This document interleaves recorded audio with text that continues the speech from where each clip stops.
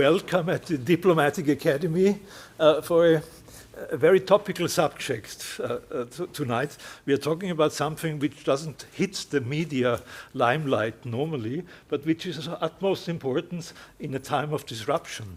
The question is simply, how can we, those countries who believe in multilateral cooperation, help each other? How can we cooperate? And what is the special position of Austria and Europe vis-à-vis the ASEAN countries? I thank the initiator of this evening, His Excellency, the Malaysian ambassador, because it was his initiative to have this meeting here, because Malaysia, as I guess all of you know, is the chair at the moment of ASEAN. Let me say, in the words of welcome, only a few things, really. This is really disruption. And this disruption means that we need really to find ways out of the situation.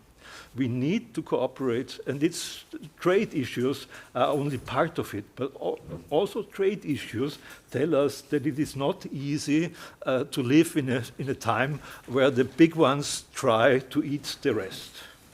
I'm not mentioning the United States by name, but I should do it possibly, mention them, and what they're doing at the moment in the trade arena.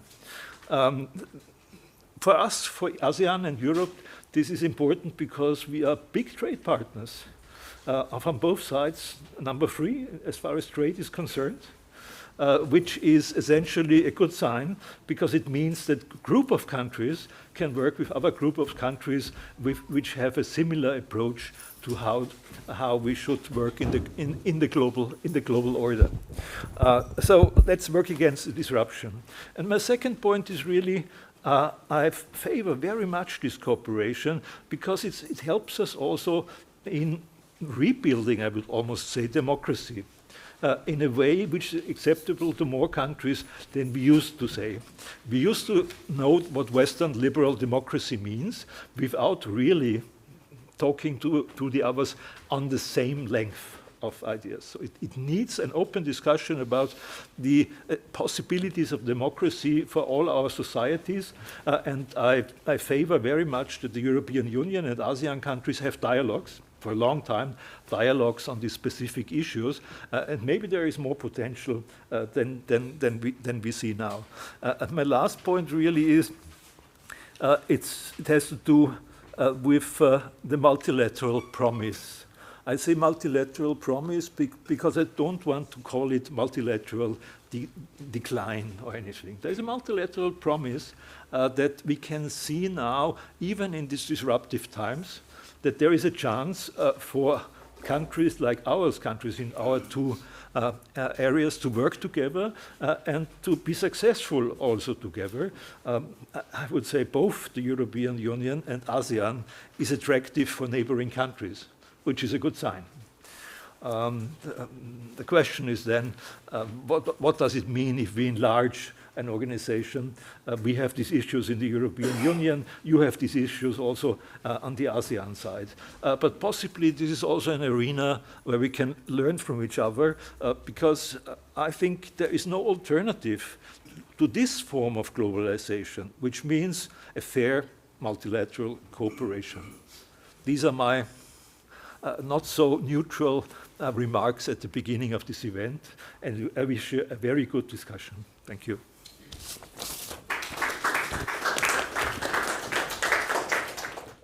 Thank you, Dr. Emil Brix, for your welcoming remarks. His Excellency, Ambassador Ikram Muhammad Ibrahim, Ambassador and Permanent Representative of Malaysia, Madam Bita Rasoulian, Head, Asia Pacific Division, Austrian Federal Ministry for European and International Affairs, Dr. Alfred Gerstl, Adjunct Professor and Sessional Lecturer, East Asian Economy and Society, University of Vienna, distinguished guests, Excellencies, ladies and gentlemen. It is an honor for me to warmly welcome all of you today.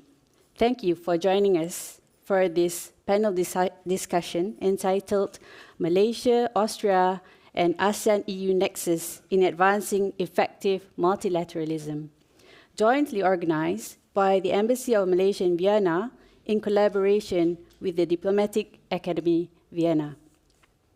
This session could not be more timely, as the international order faces mounting pressures from climate change and geopolitical uncertainty to fragmentation and instability. The need for renewed, effective multilateral cooperation has become ever more urgent. Today's session will explore how bilateral partnerships like Malaysia and Austria, as well as regional dynamics between ASEAN and the EU, can serve as a strategic connector in advancing multilateral goals. These relations are not just diplomatic constructs. They are living frameworks for engagement, cooperation, and problem solving. As two countries deeply invested in their respective regions, Malaysia and Austria, and by extension ASEAN and the EU, offer compelling models of regionalism that bridge geography, values, and governance traditions. Before we proceed further, allow me to provide you a little background on the ASEAN-EU relations. The EU became ASEAN's dialogue partner in 1977, with the partnership formally institutionalized through the ASEAN-EEC Cooperation Agreement in 1980. A key milestone was the adoption of the Nuremberg Declaration on an ASEAN-EU enhanced partnership in 2007. ASEAN and the EU has enhanced its relations to a strategic partnership at the 23rd ASEAN-EU Ministerial Meeting on 1st December 2020. Through today's exchange, it is hoped that we can deepen our understanding of how such partnerships can be harnessed to shape a more resilient, inclusive, and rules-based multilateral system. Without further ado, I would now like to invite His Excellency, Ambassador Ikram Mohd Ibrahim, to deliver his keynote address. And Hannah herself has given a good summary of what we are going to talk about this evening. But nonetheless, let me once again express our appreciation to the Academy for agreeing to have this forum. It was about 3 months ago that I met with Dr. Brix to discuss about this initiative, and gladly 3 months later, this forum is taking place in conjunction with Malaysia's chairmanship of the ASEAN. 1 year rotational chairmanship according to alphabetical order. I have prepared for a presentation of about 10 minutes, I've prepared 11 slides. 3 slides about a bit about bilateral relations between Malaysia and Austria. The second segment, 5 slides on ASEAN, the background and a bit about our chairmanship. And then the third segment, 3 slides, the important ones. The important segment is on ASEAN, EU, Malaysia, Austria, Nexus.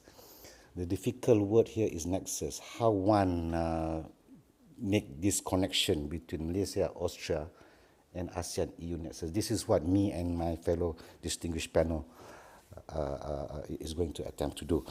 Now, moving ahead, just to give you a flavor of Malaysia, Austria, we have been friends for the past, since 1962, for 63 years. 2022, we celebrated our 60th anniversary. And most important recent development was the inauguration of the Austria-Malaysia bilateral consultations last year. So we look forward to having subsequent consultations in the future. Trade, we are doing well. Over the past 10 years, both countries have enjoyed about 9 billion euro trade, both sides. Of course, always in Austria's favor. And investment also doing well for the past 45 years. Austrian has been one of the largest investors in Malaysia to the tune of 5 billion euro, especially in the past 3-4 years, I would say, with the investment from ATNS, Infineon Technologies, AMS Osram, and a few other investors from Austria. Some of the important high-level visits that took place from both sides. And then we have this list of selected key Austrian investors in Malaysia. We thank them very much for having this confidence in our economy. And moving ahead, this is on the second segment about ASEAN. Just now, Dr. Brix and Hannah mentioned about establishment of ASEAN in 1967, almost we are almost 60 years, 6 decades. But if you look at the history of ASEAN, when it was established in 1967, there were only 5 countries. The 5 founding nations of ASEAN were Thailand, Malaysia, Singapore, Indonesia, and Philippines. Brunei joined ASEAN later in 1984, something, if I'm not mistaken. Yeah? And the Indo-Chinese countries, Vietnam, Cambodia, Laos, Myanmar, came into the fold of ASEAN in the mid-90s. Reason being, in 1967, ASEAN was established at the height of the Cold War. So the context of establishment is important. History is important. Thus, after the end of the Cold War, fall of the Berlin Wall in the 1990s, in the mid-90s, our fellow neighboring countries from Indochina, as mentioned, Cambodia, Laos, Myanmar, Vietnam, joined ASEAN, making the number to 10. So this is important to my next point. These are the 3 key priorities of our ASEAN Chairmanship for 2025. Regional peace and security. We place a high premium on regional peace and security for our region. If you look at the Asian region as a whole, Southeast Asia is perhaps relatively the only relatively peaceful sub-region in Asia. Other sub-regions in Asia have their problems, crises. Need not mention what all those crises are. All these problems arise especially since the mid-1990s. So ASEAN takes great pride in of this reality, the fact that we are perhaps the most relatively peaceful sub-region in Asia for very good reason, which relates to trade and investment and sustainability. Dr. Brix just now talked about ASEAN EU trade. Yes, very important partner, trading partner for ASEAN countries, the EU. But we are trying to increase intra-ASEAN trade because one of the main motivation during our chairmanship is to increase intra-ASEAN trade, which currently stand on average about 25% of trade, unlike as compared to the EU, which is intra-EU trade is about 60%. So we are going to slowly progress towards increasing the percentage of intra-ASEAN trade. You look about sustainability to development, growth, prosperity for the benefit of all segments of society.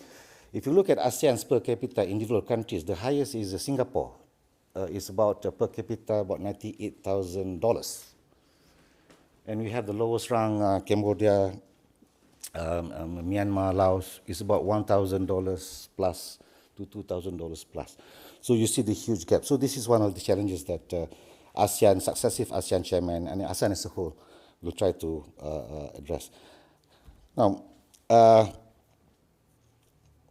last week, Monday and Tuesday, Kuala Lumpur, Malaysia played host to these 3 important summits, 3 different summits actually. The ASEAN Summit, the ASEAN Gulf Cooperation Council Summit, and the first ever ASEAN GCC China Economic Summit.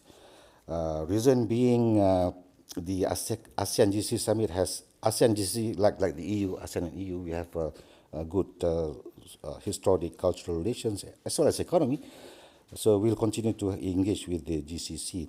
Now, with regards to the 3rd summit, with China Economic Summit, the reason is simply because due to the evolving global geopolitical and geo-economic developments, you know what those developments are. So I think ASEAN, GCC, and China have come to the realization that through partnership and working together, we can greatly address together the challenges that we are facing. And mind you, these 3 entities, ASEAN, GCC, and China, constitute 2 billion population. So it's a huge market, huge potential, and we look forward to continue our cooperation with these entities. These are some of the selected. There are about a dozen or so outcome documents from the summit. I will not, of course, mention about them. You can check the ASEAN website for that and other challenges for ASEAN are straightforward. You have this. I'm sure that our panel will touch on these issues later, or if not, I can expound on these challenges later during question and answer. But topmost is Myanmar. Yes, we have this 5-point consensus. Malaysia, during our chairmanship, we have been trying very hard engage with all the relevant parties, ASEAN members, in trying to get some progress with regards to the situation in Myanmar. South China Sea is a long-standing issue. We have been looking at this issue for so many years. We'll continue to do so. But at the same time, putting a high premium on amicable solution, peaceful settlement of dispute, etc. Moving ahead, my last segment is ASEAN-EU, just to give you some comparative view with regards to the where we stand. In terms of geographical size, similar size. ASEAN is slightly bigger. Population, yeah, not so bad, both sides. We have more countries, we members, we have 10, EU was established 10 years later than ASEAN, etc., etc. But interesting, if you look at the bottom two figures, the GDP, of course, huge disparity between both blocks, both sides. $18 trillion and $3.8 trillion on the ASEAN side. So we have still a long way to go. But you look at the total trade, $552 billion and $224 billion. Not so bad. We are doing well. Almost half of your GDP, or total trade, sorry. So we are there because our ASEAN countries are very much, including Malaysia, for example, Vietnam, Indonesia, and other ASEAN countries are very much into manufacturing, services, and agriculture, commodities, exports, etc. My second last slide, just to give you a flavor, to show to our audience, to share with our audience that the very fact that since 1977, for almost 4 decades, we have a very intimate and intensive relations with the EU, actually. It's just that I'm afraid that such developments, such relationship has not been really reflected through the media for whatever reasons. But nonetheless, from 1972, you see, started already. And until now, we have regular mechanisms, meetings at the ministers' level, at the summit level from time to time, at the senior officials level, at the high officials level, on a host of issues which I'm going to touch about later. But if you look back earlier to history, since the 16th century, 15th century, Europe has been coming to our part of the world to colonize us. Started with the Portuguese, the Dutch, the British, the Spanish, the French, so we are not new to our relations with Europe in different circumstances, nonetheless. But having said that, things have changed now. We are looking ahead, like what Dr. Brix said just now. There are great potential on both sides to explore further cooperation, and we hope for better things to come, especially given the current evolving, unpredictable geopolitical situation. Now, my last slide, this is where I will endeavor to in about 1 minute, to share with you my thoughts on this topic that we are having today, the Nexus. Now, those are on the left-hand side is the 7 key areas of cooperation between both blocs. Yeah, agreed by both blocs, has been going on for decades, so we'll continue to do so, to focus on those 7 key areas. Now, admittedly, if you talk about real Nexus, there's no established formal mechanism between ASEAN EU at any of our multilateral capitals, New York, Vienna, Geneva. We don't have such formal mechanism of consultations. But we do, nonetheless, informally consult with one another, with our EU colleagues, and vice versa, to talk about issues of common interest, as listed on the left-hand side of the slide. Now, if you look at the Nexus with Austria and Malaysia, I listed there 4 examples. The panel will expand later. Austria has played a key role in the adoption of the TPNW a few years back. Started with the hosting several consultations and international conference on the humanitarian consequences of nuclear weapons, etc. And Malaysia, one of the hardcore countries against disarmament. So this is where we think opportunity for us in this area of disarmament and security for both sides to try to strengthen such nexus. Now, autonomous weapon system, last year, Austria, Vienna played host to an international conference, which I had the honor to attend. So this will continue. Austria has an important role to play. consistent, very much consistent with the position of many ASEAN countries. And talk about the issue of peace and security. The fourth is, of course, we mentioned a bit just now about global economy. Both sides agreed to support the rules-based trade system. We are against any trade barriers, and we are promoting sustainable development. We support Agenda 2030, SDG. We support the Paris Agreement, etc., etc. And lastly, climate change, of course, is important.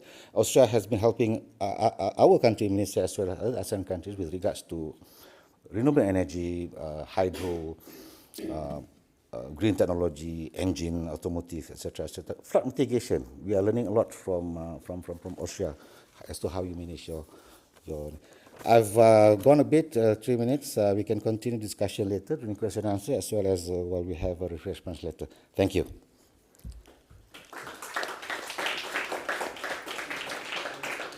Thank you. Thank you, Ambassador. You had given us a really comprehensive overview of Malaysia-Austria relations, ASEAN, EU, and the recent outcome of the 46th ASEAN Summit.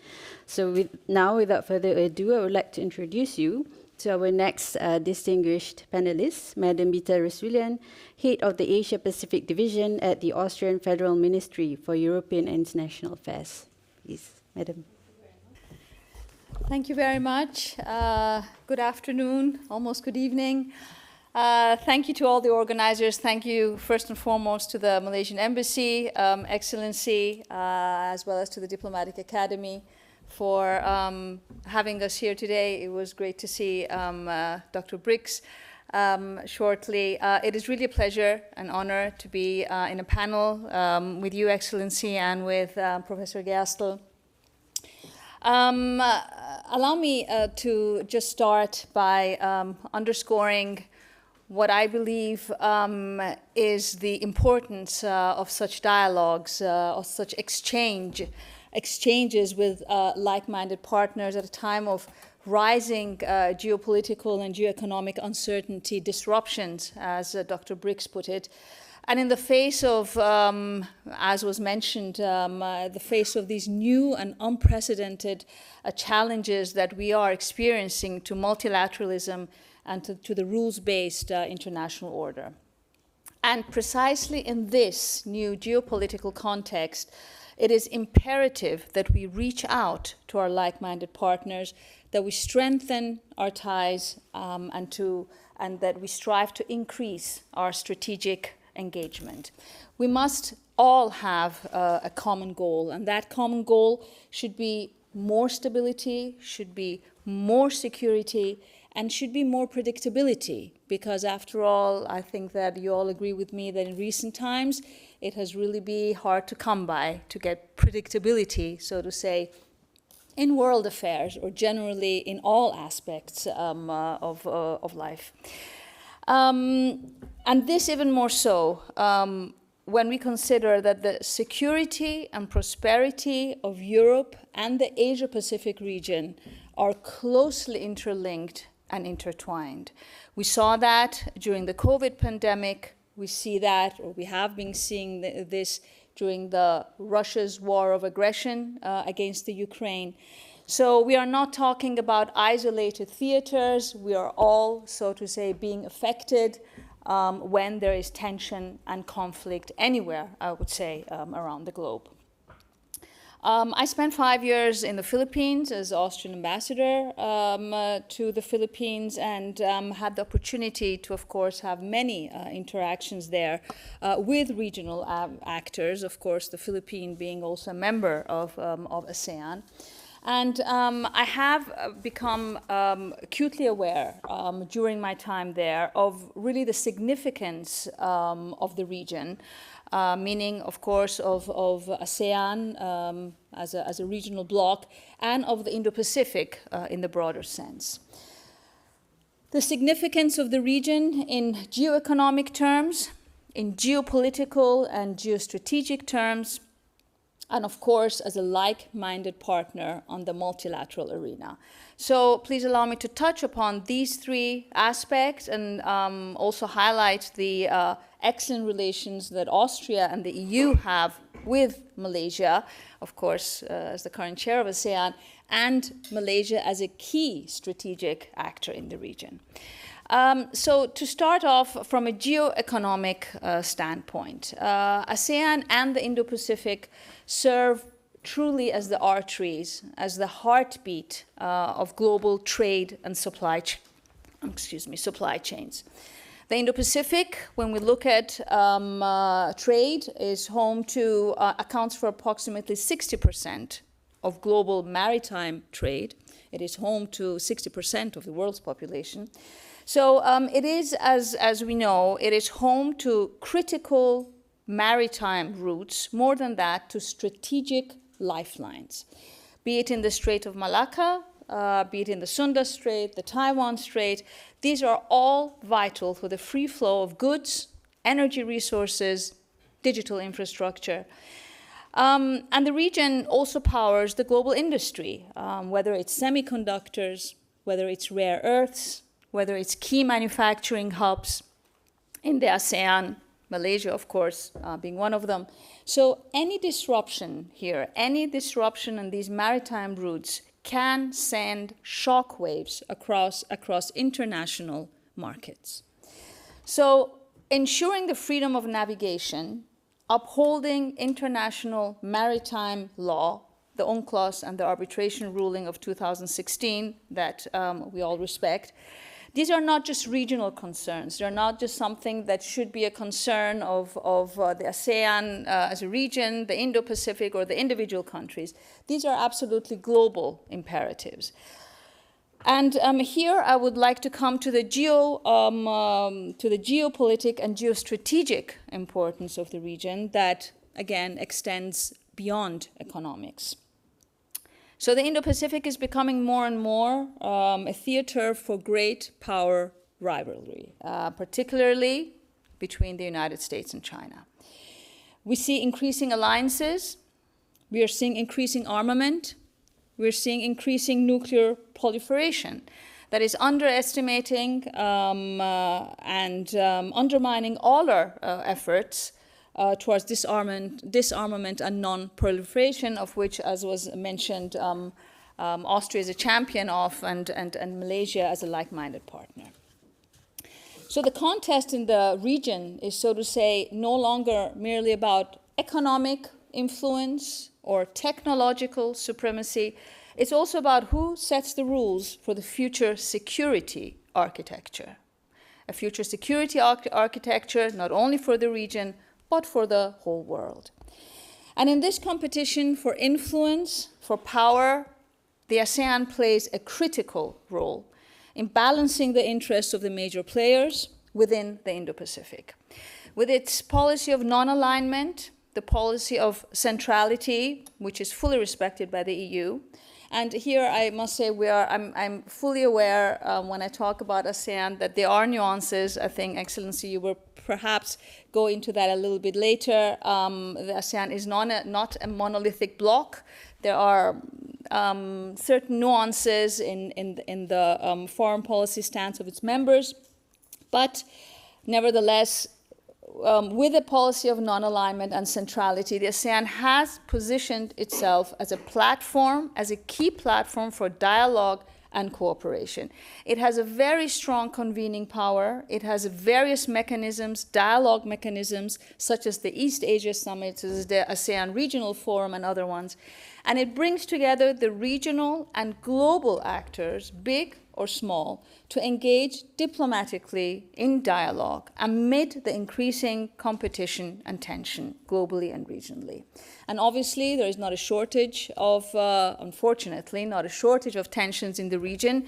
You mentioned some. Of course, the maritime choke points are possible sources of tension and conflict, the rising tension between Taiwan and China, North Korea, violation of international norms, Myanmar, the South China Sea, overlapping territorial claims. So there are many hot spots and flashpoints in the region.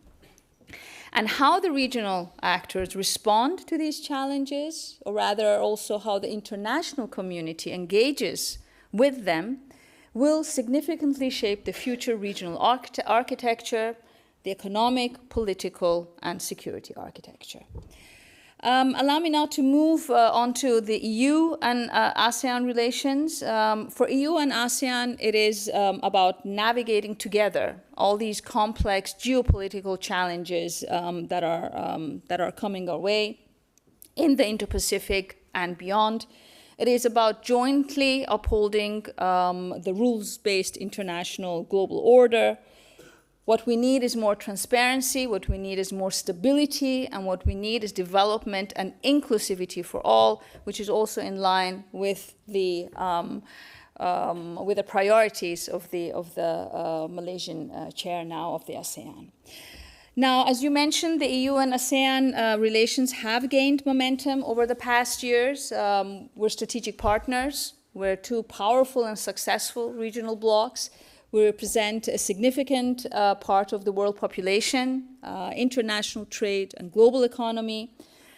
And what is more important, we're both committed to the rules-based international order, to a free and open Indo-Pacific and a nuclear-free Indo-Pacific.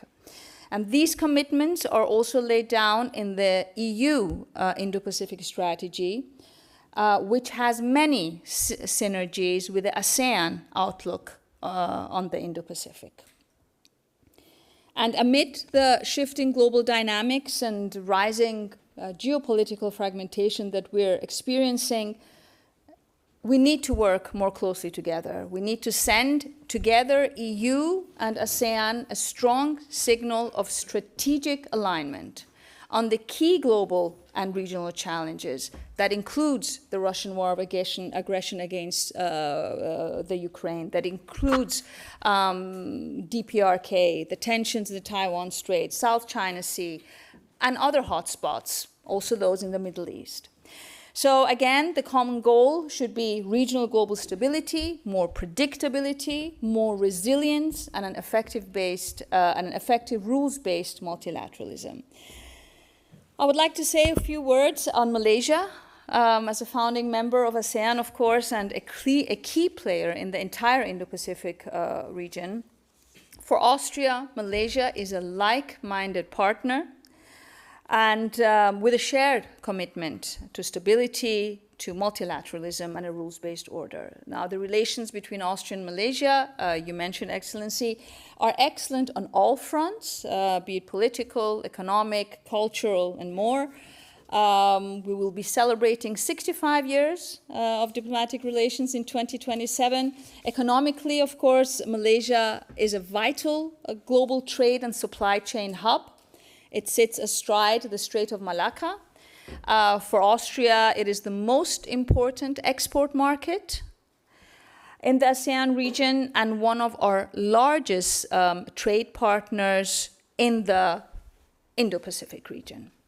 There's also substantial Austrian foreign direct investments, which you mentioned across different sectors.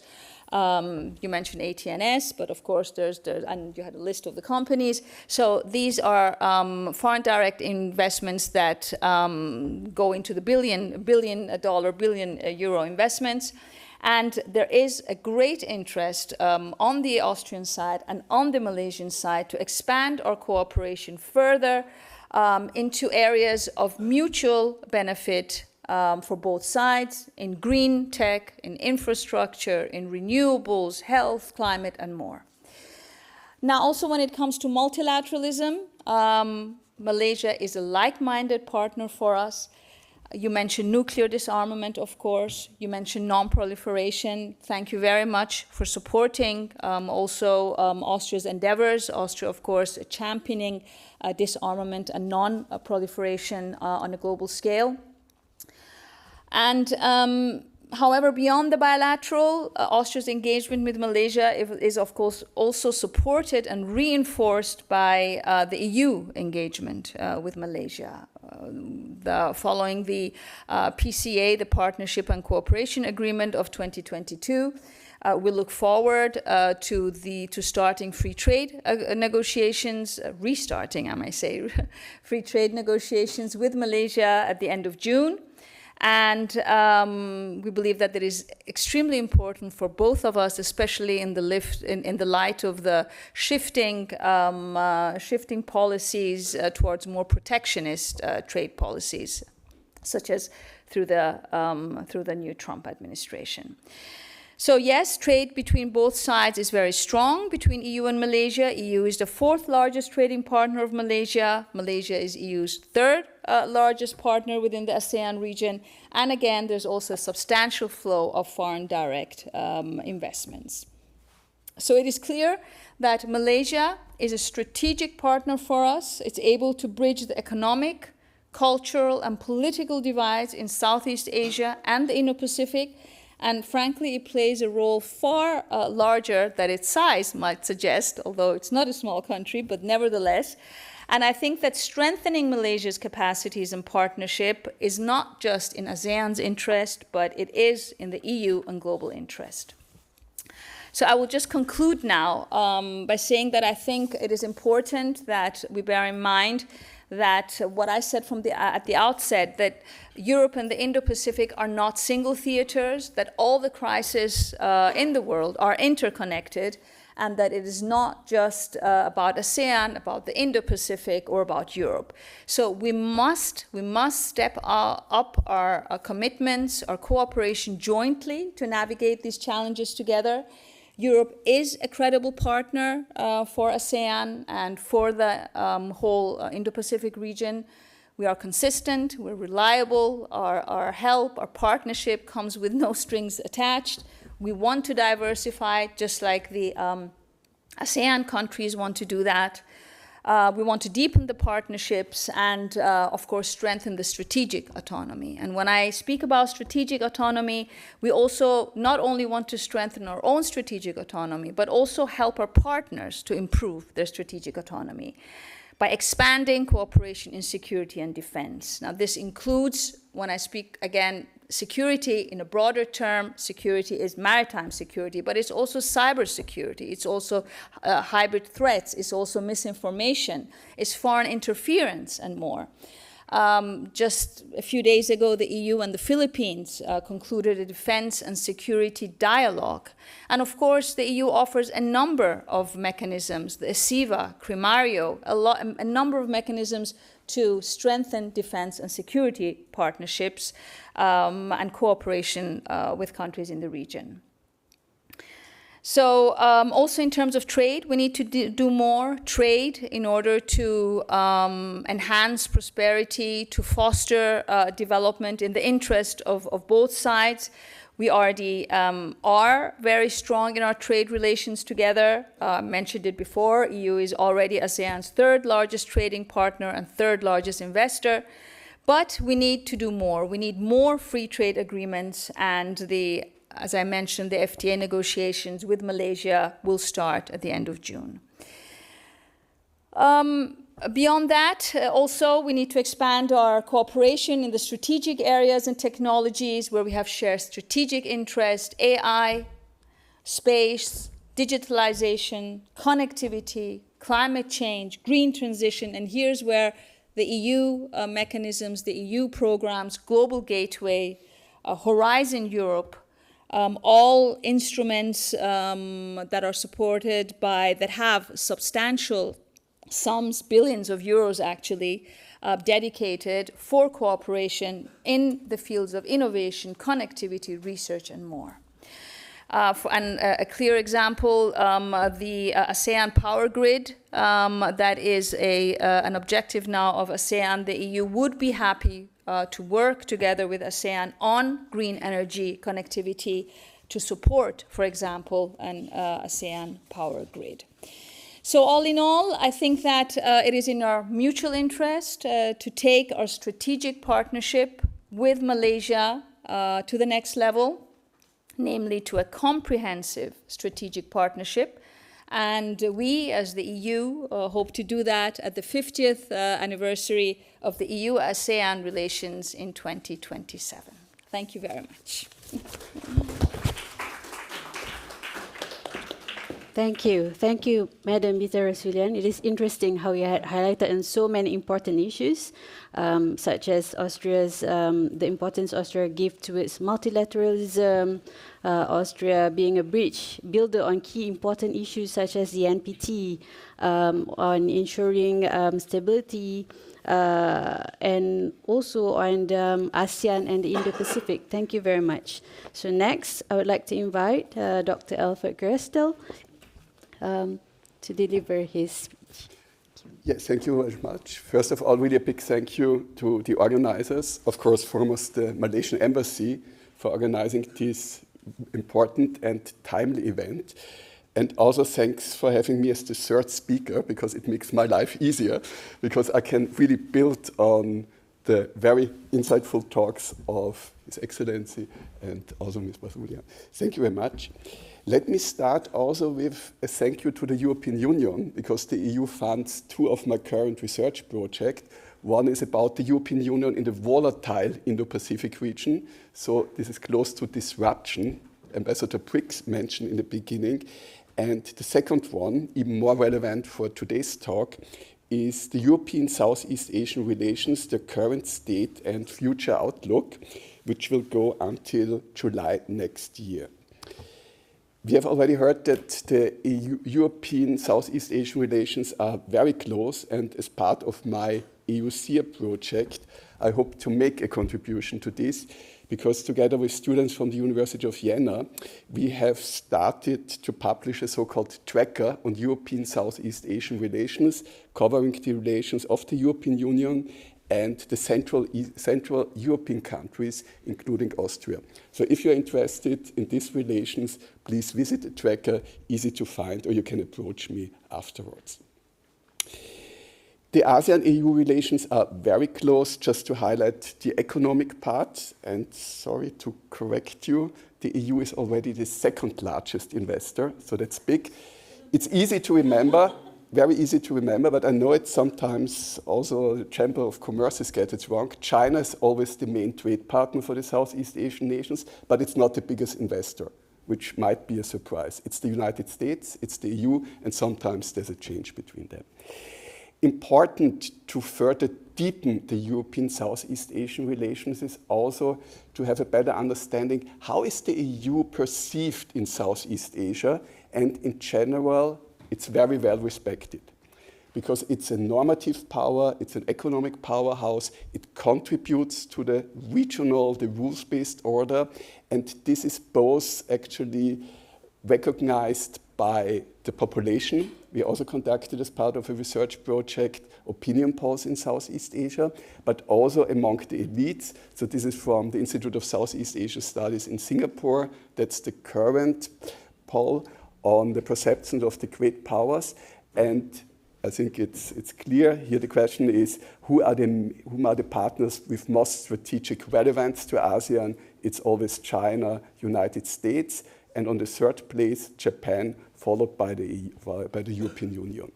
So apart from the two superpowers, I would always argue that Japan is the preferred third partner for the Southeast Asian nations, followed already by the European Union. Let's have a quick look at the map of the Indo-Pacific, which was already mentioned a couple of times. And if you just look at it, I think it's obvious from the beginning, Southeast Asia is the geographic heart of the Indo-Pacific region. Because obviously we have the South China Sea interlinking the Indian Ocean, the Pacific Ocean. However, it's also the political institutional heart, because thanks to the Association of Southeast Asian Nations, we have well-established institutions, was already mentioned, the ASEAN Regional Forum, the East Asia Summit, then we have also the ASEAN and bilateral dialogue mechanism. So we have forums, we have cooperation mechanism in place which other nations can use and in fact use.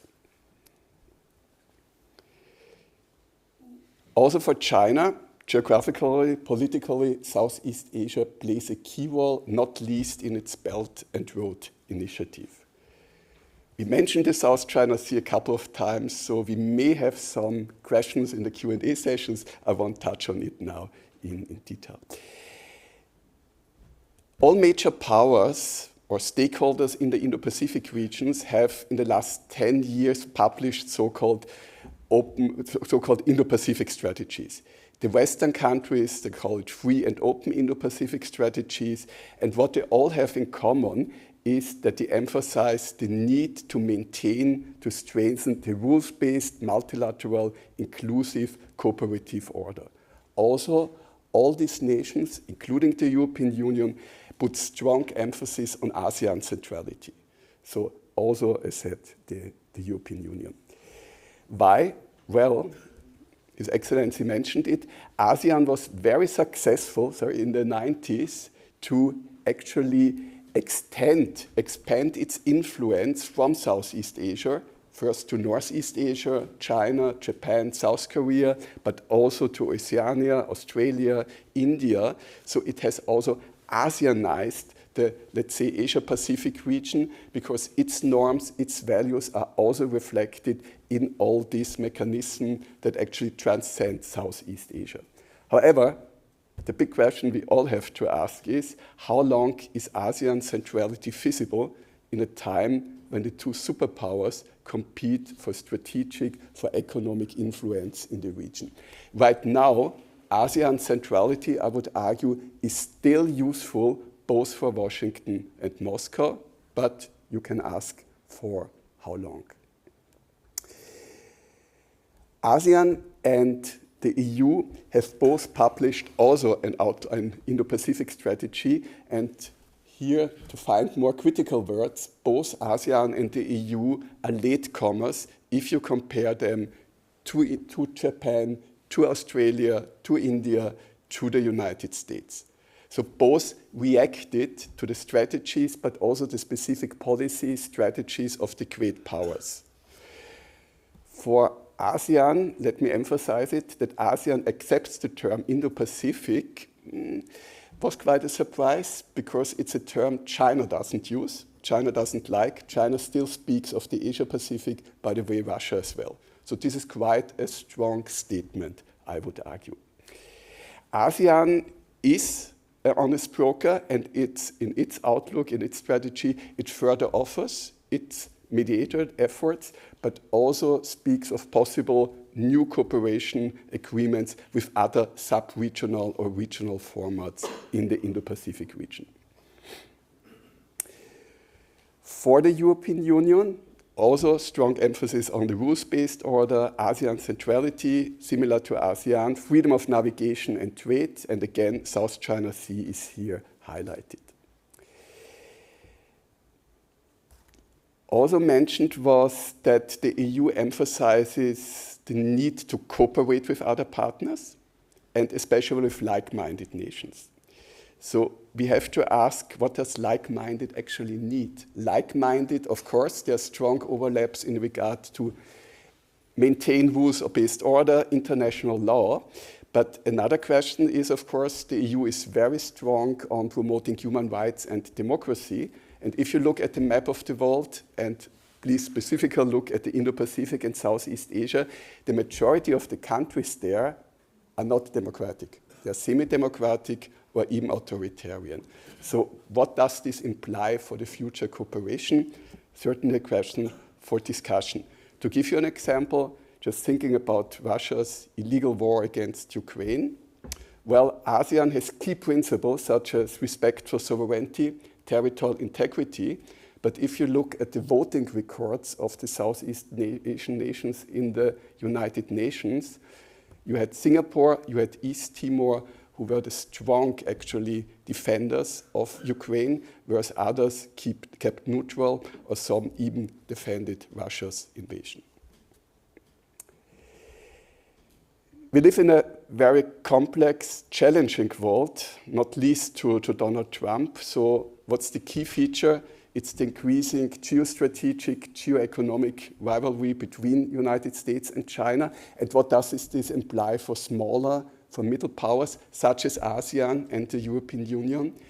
ASEAN, also member states such as Malaysia, Philippines, I would argue, Vietnam, Indonesia, are actually examples for a successful hedging strategy. What does hedging mean? Hedging means it's kind of insurance strategy And with this strategy, the governments want to avoid to be forced to align either with the United States or China. For this, they cooperate with both superpowers, with the US economically and security and defense, China mainly economically, but in addition, they have omnidirectional relations with all interested partners. So therefore, just based on this hedging strategy, in fact, it makes it much more easier for the European Union to be a strong partner to offer economic cooperation, security and defense. Philippines are a very good example, as you mentioned, but also research, civil society cooperation, infrastructure, connectivity. So I would argue there are many, many areas of mutual concerns, many challenges both groups face, but also on the other side, there are also ways for them to cooperate very pragmatically. Also, however, we have to be aware of the limitations. So both ASEAN and EU are not military alliances. So when it comes to defending the rules-based order, they cannot send their navy, they cannot send their troops. So they need to rely on diplomacy, on negotiations, on convincing other countries, finding partners to build strong alliances. Also, even in regard to economic, to trade cooperation, there are some limitations. And here I would actually put the blame on the European Union, because the trade negotiations between ASEAN and the EU are stalled. Since January, at least, there is a revival of the talks between the EU and Malaysia, but it's EU and one country. It's not on the regional level, which I think would be very, very important. So let me conclude. So EU, ASEAN, I wouldn't say they are natural partners, but they are strong. They are strong regional blocs, and I think they have overlapping interests. They face very similar challenges, and they both have to define their role in a world which is right now defined by geopolitics, geoeconomics, so really by the interests of the great powers. So it's more challenging for smaller nations to find their role and defend the rules-based international order. So thank you very much for your attention, and I'm looking forward to the Q&A session. Thank you. Thank you, Dr. Alfred Gerstl. Before we proceed further, as you had mentioned earlier, you highlighted a few times on the ASEAN and EU and the Indo-Pacific. So from your perspective, how can the ASEAN-EU nexus function as a stabilizing force in the Indo-Pacific, particularly amidst these rising geopolitical tensions in the region? Thank you. Yeah, that's really the important questions, and you may ask the diplomats. I think the way forward is really to demonstrate that cooperation has tangible benefits, not only for the governments, but also for the citizens, so that it's not only talking, but there are really specific outputs. And also, I think the challenge in particular for ASEAN, for the EU, is really in case of a breach of international law. Just think of the South China Sea. We have since 2016, we have an award of the Permanent Court of Arbitration, which was 97% in favor of the Philippines. However, China completely ignores this international verdict. So I think there is really room for both institutions to follow up, to criticize China more, also the United States, if it's in breach of international law, and show support to the claimant nations in the South China Sea, for instance. Thank you. Yes. If you don't mind, Ambassador Ikram. So Malaysia recently hosted a successful ASEAN summit that reaffirmed our regional unity and cooperation amidst growing geopolitical uncertainty. How might the outcomes of this summit such as our the ASEAN region's commitments to ASEAN centrality, help shape a more effective and inclusive model of multilateralism for both ASEAN and its external partners like the EU? A couple of important points. Number one, Bita just now mentioned about monolithicism of ASEAN. If you look at the ASEAN comprising of 10 states, you have different political systems, different legal systems, different religions. There are those, like Malaysia, predominantly Muslim nation. You have Philippines, Catholic, Christian. You have Thailand, Cambodia, Laos, Myanmar, Buddhism, various sects, different sects of Buddhism. Indonesia, another majority Muslim country. If you compare to other sub-regions in the world, you cannot find any sub-regions like ASEAN. So it is a miracle over almost 60 years that ASEAN has survived and functioned as it has been doing for so many years. Now, it is always a challenge for, if you look at there are individual countries among ASEAN, even for Malaysia, which, have certain biasness when it comes to any given issue. That's a given. And that's normal international relations. But as chair, as far as Malaysia is concerned, we are guided by the collective decision of the bloc. In our case here, the EU, as mentioned by our two panelists, very important strategic partner for ASEAN, and will remain to be so in years to come. Mindful that both blocs will be among the top 5 economy by 2050. So there are great potential for both of us. And mind you, since 1940 until the mid-1990s, in our region, it has been estimated. You cannot get the actual correct figure. 1940 until 1995, between 2 million and 4 million people in ASEAN and South Asia have died because of conflict, because of World War, because of the Indo-Chinese War, etc., etc. Vietnam War including. So there's a lot of people. So we know the value of peace. That's why in my presentation just now, we put a high premium on having peace and security, not only national level, but more importantly at the regional level. Bita and Dr. Gerstl mentioned about the freedom of navigation, maritime route disruption, etc. Yes, we know the value of peace and security. And we will do as much as we can, including our leadership chairmanship, and along with other ASEAN countries. And this is where I think important aspect that both ASEAN countries and EU countries can explore, how we can get not necessarily military cooperation, but more into defense, security, technology, cyber security including.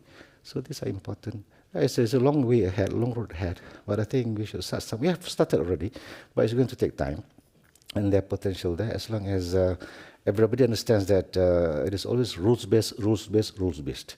No two ways about it, and I hope everybody understands where we stand.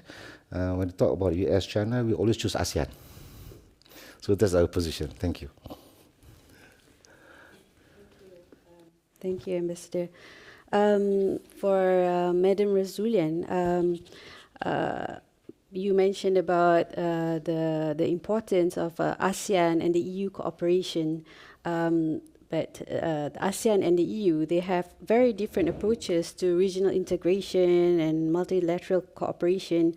In your view, how could their different for the EU and the ASEAN's different approach contribute to multilateralism in general?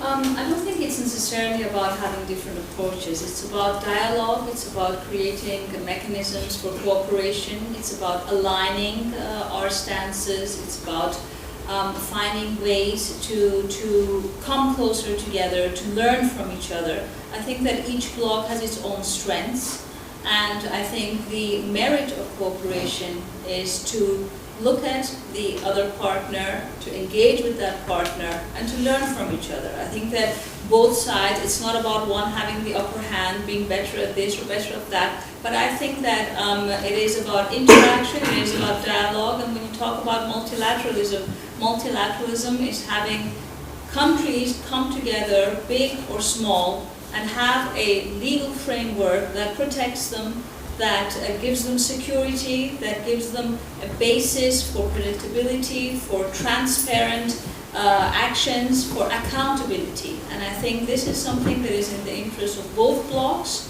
and I think that there is no contradiction in the approach that we take to multilateralism, to a rules-based international order.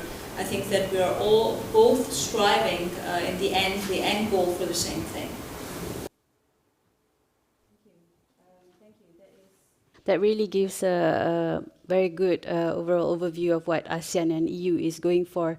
At the end of the day, it is what both blocs are just trying to achieve: regional peace, stability, and cooperation, and to enhance economy, each region's economy. And for ASEAN, ASEAN is striving at the moment. ASEAN is also has a lot of dialogue relations with 10 dialogue partners. So the EU being one of them, and one of the most important dialogue partners for ASEAN. So with this, I would like to thank all our panelists today for their insights, and I would now like to open the floor for any questions or comments. Please feel free to raise your hand or to ask any other panelists any specific questions. Thank you. First of all, thank you. Thank you for wonderful insight. My name is Wallace. I'm a student from Diplomatic Academy of Vienna. I'm from Hong Kong, so I really appreciate and also really agree what you have said about especially focus on Asians. But my questions would focus on the challenge of the Asians, because as several Asian member states have faced several challenges like political instabilities, economic mismanagement, or even corruptions. And the Asians way, which prioritize the consensus building and the non-interference in the internal affairs of members. So in light of these challenges, how can Asians enhance cooperation and unity to strengthen its role as a prominent and influential regional power in Asia? Thank you. May I volunteer to respond to that beautiful question? There is this thing with Asia and Southeast Asian culture in general. We like to do things behind closed doors. When you do not read anything in the news, it doesn't mean it doesn't happen. For example, I'll give you an example. In the 80s, Malaysia was part of the mediating between Jakarta and Aceh, Sumatra peace process. It didn't work out. Took over by Norway. It worked, and alhamdulillah. We were part of the, in southern Philippines, when Ambassador Rasoulian was there, a peace agreement was reached. Malaysia was the mediator between the Moro and the Philippines government. We are still part of the mediation in southern Thailand, the unrest in southern Thailand. But you don't read that in the news. So we like to do things behind closed doors. We don't like this megaphone diplomacy, always go to the social media, TikTok, whatever, and tell the whole world what we're doing, what we have achieved. That's the Asian way. And we have also the ASEAN way, which is based on two things. One is consultations, and second is consensus. Yeah? We are very proud of that, two basic fundamental principles of ASEAN. That's how we do things. Then there are certain things that we cannot agree, fine, granted. So we move on to other issues that we agree. So it's impossible. When you get married, between husband and wife, there are always things that you cannot agree with your partner. That's normal. That's how human beings are. Now, in terms of corruption, political instability, that's, I think, something that beyond our corruption, yes. You have this, even under the UN system, you have these various conventions, agreements, etc. We'll continue to work with ASEAN countries as well as international community to address all these challenges of corruption. Yeah? It is not easy. Human factor is involved, transnational crime, etc., money laundering, safe havens for corrupt individuals to keep their money outside the country. Political stability, yes, there are ups and downs, even now in ASEAN, as mentioned, political system, including one or two countries have this kind of military rule. So this is something that we have to learn to live with, because we cannot choose our neighbors. We have to try to learn and manage as best as we can, as best as we could, so that we can continue to process. Because we don't have any other option. rather than to be along, to get along with all 10. And inshallah later in October summit in Kuala Lumpur, we will admit Timor-Leste as our 11th member of ASEAN. Yes, thank you for the question, and we can continue to talk about it later quietly outside. Open the floor, yes. Thank you. I want to mention that Austria and Malaysia have something in common. These are two small countries. Austria is within the heart of Europe and the European Union. Malaysia is the heart of ASEAN. So, and in fact, our policy is very similar to the policy of Malaysia, what the college meant with the word of hedging. In fact, Austria is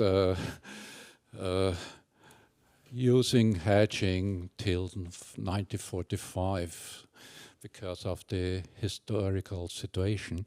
But what I want to mention is that it's very good that European Union and ASEAN try to cooperate each other, but there is a significant difference between these two blocks. European Union follows the politics of integration on political and economic level. Austria delegates sovereignty to European Union institutions. That's the fact. Austrian economy is very strong incorporated in EU economy. 80% of our trade is going to EU countries. So, in fact, we are interested in more integration on political and economic level. That's the point. Would Malaysia follow such a way within ASEAN? Or the question is, what do you think, what can Malaysia learn of Austria and you? Okay, another question for me. Thank you, Dr. Bita. It's not about hedging, but just to share with you, our Prime Minister Anwar Ibrahim has been our PM for the past 2 years. In terms of his engagement with Europe, is very quite remarkable for us, because in the past 2 years he has visited Europe twice. 4 times. Twice to Russia, including the one last month. He has been to, of course, Germany and UK. Within these 2 years, and he's scheduled to visit another 2 European countries later in the year. Has been actively visiting East Asia and other ASEAN countries, of course West Asia, etc. Because we know that it is time for us to make friends, not only because of these recent geopolitical, geoeconomic developments, but beyond that, because we are a trading nation. So, as mentioned, examples by our panelists just now, we are doing well, and other ASEAN countries are doing well. We like to trade with everybody. So we need a certain and predictable and stable global order. So that's why how we can do that? Well, we compare with Austria. Well, in terms of geographical size, Austria is 1/3 the size of Malaysia.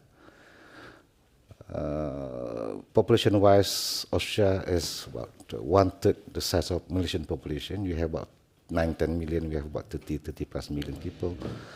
Population density also similar, about 100+ person individual per square kilometer. GDP, Malaysia is about 400 billion, Austria is about 700, 800 billion, almost double. Per capita here is about $54,000. Malaysia is about $14,000. So there's so many things that we can learn from another, obviously. Being a developing country, yes, we are going into aggressively into all this new technology, innovation, green technology, semiconductor, data centers. That's why ATNS, MS Austrian, Influent Technologies are aggressively having their investments in Malaysia.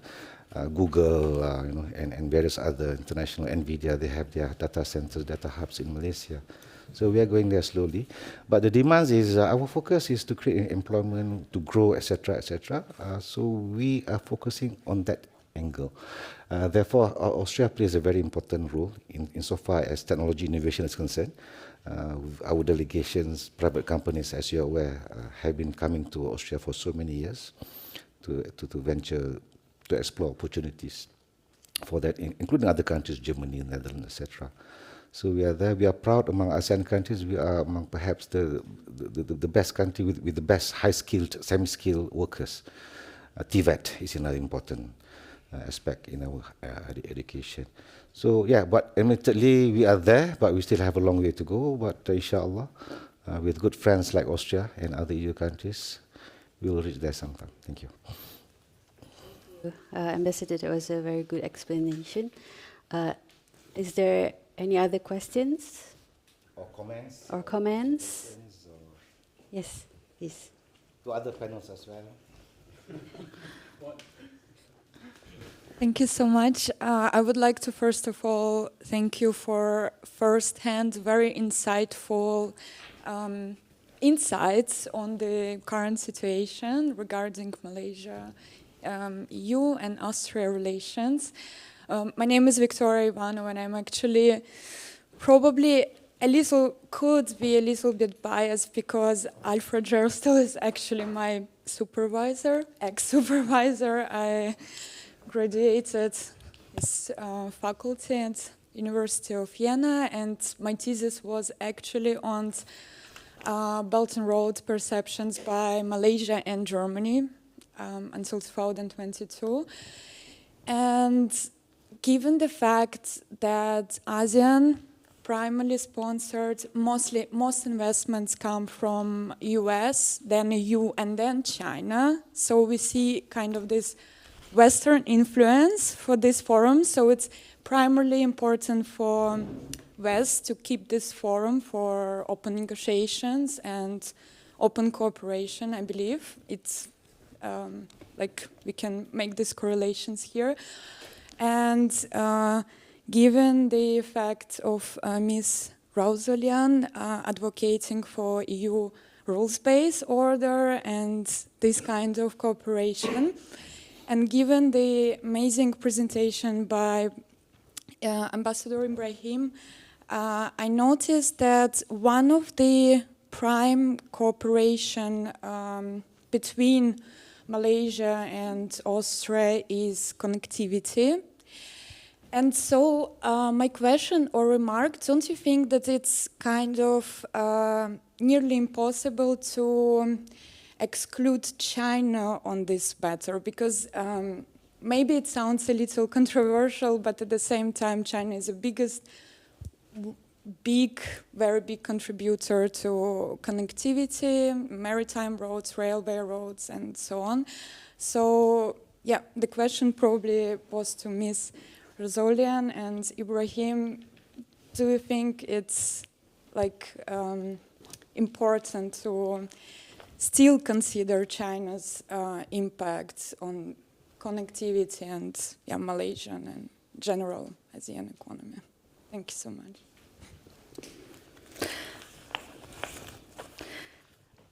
Thank you for the question. I think generally as regards China, it is by no means the goal to exclude China in any way or in anything. China is a very important partner, not only for Austria, also for the individual ASEAN countries, also for many other Western countries or globally. We will continue to work closely with China. The cooperation with China is not in the approach that Austria has, that the EU has, is not about decoupling from China, so it's not about excluding it, but it's about de-risking. And we're following a three-pronged approach to China, which is based on the EU approach, which is one of seeing China as a partner, as a rival, as a competitor, with in fact the elements of rivalry, competition being on the rise. But China will remain a very strong partner for all of us, also for Malaysia, in the infrastructure sector, in the investment sector. And I think the role, when we say we are also trying to foster connectivity, we're trying to foster digitalization, we're trying to, so to say, venture also into other sectors where until now, perhaps the cooperation has not been as that strong, is simply also to foster innovation, to foster development and prosperity of both regions. Because without innovation, without going into, so to say, the high tech and also into the other sectors of cooperation, we cannot reach the level, so to say, of prosperity, and with that stability and growth that both regions need. So in my opinion, it's, you know, some say that the Global Gateway or the some of the other programs that the EU has are, so to say, I don't know, perhaps a parallel program to the Belt and Road Initiative. They may be seen as such, but it's not a competition with China in that sense. Exactly. It's the main focus is also having reaching out also to other partners. Nobody's asking these partners to cut off with China. Austria is not cutting off with China. China is a very, very important partner to tackle global challenges. Many of the global challenges, from climate change, you know, to so many on the multilateral level and global scale. Yeah, thank you. Number one is we are not only part of Malaysia is not only a member of BRI, we are partner country of Brix. Our Prime Minister is slated to attend the next Brix summit in South Africa. I stand corrected. So it's not choosing side, it's just to explore and have access to new markets so that we can do trade. Second point is in terms of connectivity, yes, we are not we always go for value added, what states, countries, companies can bring to what we need. It is not always China all the time. For example, in the case of Malaysia connectivity, we have example, Siemens Austria provides the railway train from our airport to KL, high-speed rail, express rail link, since 30 years ago. So they still operate this railway track. Siemens Austria, very excellent until now. As it used to happen, my officer, my colleague used to work with the company that operates this service. In terms of telecommunications, satellite technology, for connectivity, yes, Europe is an important market source of those connectivity sources for Malaysia. We will continue to do so. Satellite technology is very important, but China is fast catching up. In terms of telco, 5G, talk about 5G, etc.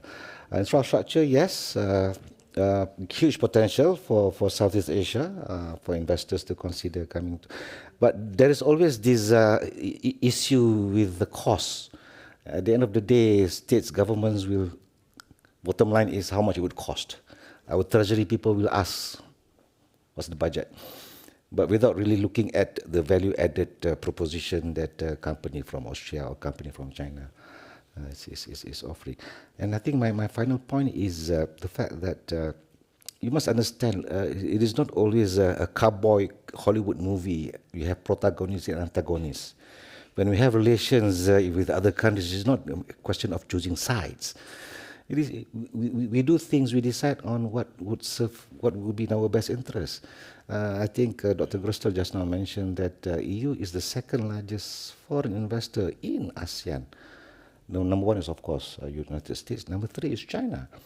The biggest trading partner, of course, number one for ASEAN is China, and then followed closely by US and the EU. So the value in our relations is there, is evident. And I think this thinking, this mindset that you always have to have protagonists, antagonists, it's not for us. We don't live, we don't buy that kind of narrative.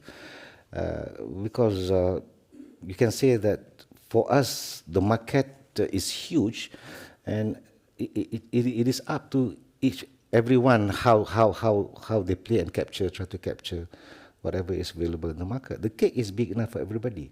You have to be clever to choose which cake you want to eat. That's it. You cannot be eating the whole cake, obviously, unless you wish to do so. Thank you. Any further questions? Yes? Yeah, as a former ambassador to Malaysia, I think I should ask a couple of questions. After 20 years, things change. My first question would be, how far do the refugees from Myanmar affect not only Malaysia and Thailand, and how far is the impact of Indonesian migrant workers? When you see the demography, I mean, 250 million, Malaysia has 10% of it. So you have a giant on your borders. And I would be interested if you could enlighten us a little bit on what the situation is, and if this topic is discussed within the ASEAN family, of course. I mean, Myanmar also at my time was already, a very difficult partner. To my knowledge, there are two ASEAN members with juntas running it. Also Thailand, I think, has a serious problem in this regard. Could you say if this is affecting, of course, not only Malaysia and Thailand, but the whole family? And one other question, we are talking in Europe a lot about deficits, budgetary deficits. So when you have that, of course, the maneuvering space for investment gets a little bit diminished, or you have to make your choices and work on this. Austria, I mean, this is a topic, and following this, also the former question of migration. In Europe, we witness, not only in Austria, in practically all the countries, a move towards rightist parties, some of them very extreme. Do you have a similar problem anywhere in the ASEAN family? Thank you. General, we look from the perspective of human trafficking person, illegal migration, irregular migration, including the Rohingya issue, has been a serious concern and problem to our government for decades. On and off, we've been discussing with the authorities, not only Myanmar, our neighboring countries, Indonesia, Vietnam, Philippines, etc., with regards to this kind of issue. It's not easy. In the case of Rohingya, as you were in Kuala Lumpur, you know very well the situation. They don't have documents, and Myanmar does not recognize that they are their citizens. So what do you do? So we refer these people, what we call as person of, because Malaysia is not a party to the UN Refugee Convention 1951.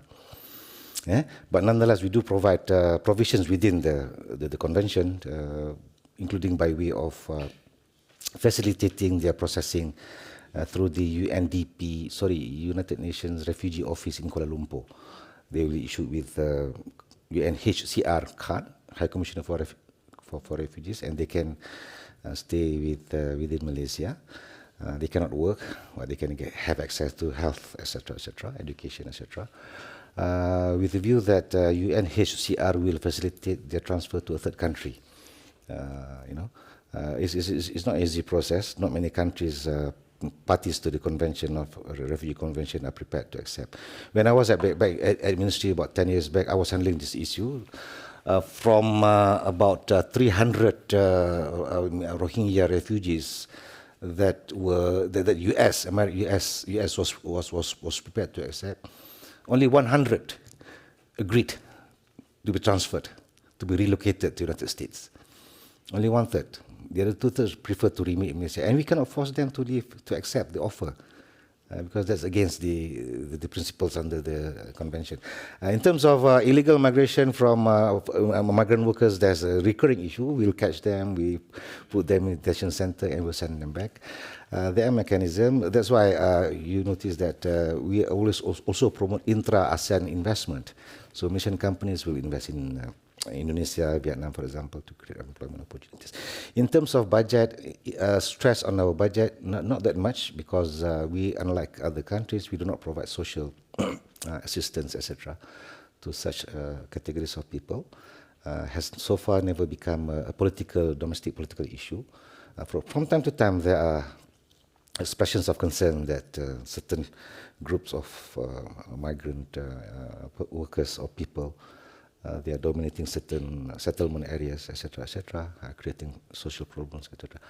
But we know that the thing is that the pull factor, the domination pull factor is so strong that they are prepared to take risks. Some would just simply cross the Malacca Strait, the Straits of Malacca, in shanty boats, dilapidated boats, etc., risking their life just to try to attempt to get a better life in Peninsular Malaysia. Likewise, the Rohingya, they have this route through the Thai border in northern Peninsular Malaysia, Kelantan and Kedah, which they can easily cross into. But they know the risks, but still they were prepared to take such risks. So we hope that the situation, for example, in Myanmar will continue. We, as chair for ASEAN 2025, will continue to engage with the entities concerned, parties concerned, all stakeholders, including our ASEAN members, as to see how best we can try to find an amicable solution. This is the 2.0. This has happened, this precedent before. So we more or less are familiar with the circumstances and the constraints that ASEAN as a group has. But this is something that we hope that our friends in Myanmar will understand where we stand, and we would like to see ASEAN as a bloc return to a peaceful and stable region. I think I've covered. Thank you very much, Ambassador. That was a very comprehensive explanation on the very delicate issue. Okay, so we have reached our time. So I would like to bring this engaging discussion to a close. But before I do so, I'd like to highlight on two key takeaways.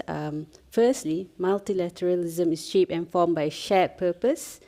It is not just desirable at this point, it is critical. And secondly, Malaysia and Austria, alongside ASEAN and the EU, possess complementary strength that enable them to bridge regions, values, and strategic approaches.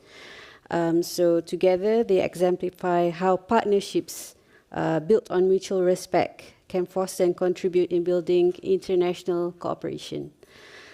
On behalf of the Embassy of Malaysia in Vienna, I would like to thank our distinguished panelists for their invaluable contributions to our discussion today, and to the audience, thank you very much for your engagement, comments, views, and questions. And of course, we'd like to also thank the Diplomatic Academie Wien for partnering with us in this timely initiative. So let us continue working together for a more just, peaceful, and cooperative global future. Thank you, and please do join us for some light refreshments in the next room as we continue discussions on this topic on issues in a more informal setting. Thank you very much.